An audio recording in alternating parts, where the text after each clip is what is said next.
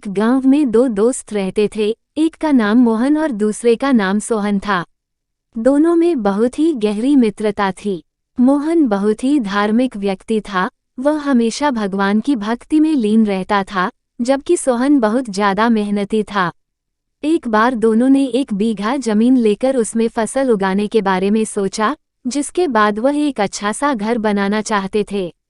इसके बाद दोनों दोस्तों ने खेत खरीद लिया। सोहन दिन रात खेत में मेहनत करता और मोहन मंदिर में बैठकर फसल अच्छी होने के लिए भगवान से प्रार्थना किया करता। इसी तरह से समय बीतता गया और कुछ दिन बाद फसल पक गई। फसल पकने के बाद उसकी कटाई करके उसे बाजार में जाकर बेच दिया। इसके बाद उन्हें अच्छा पैसा मिला। इस पर सोहन ने कहा कि इसमें से मेरा ज्यादा हिस्सा है, क्योंकि मैंने दिन रात एक करके खेत को खाद पानी देकर फसल उगाई है।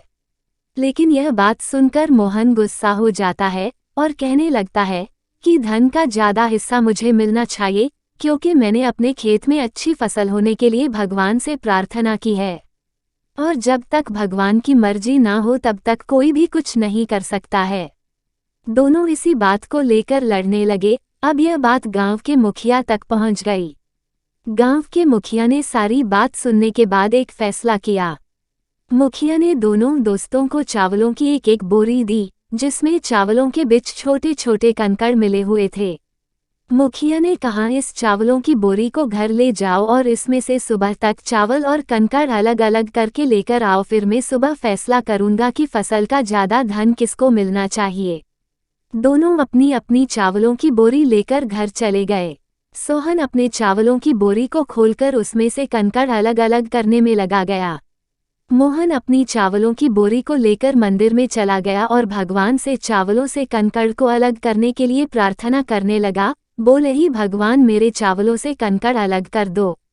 दोनों अगली सुबह मुखिया के पास पहुंचे। सोहन ने तो पूरी रात जागकर चावलों से एक एक करके सारे कंकड़ अलग कर दिए।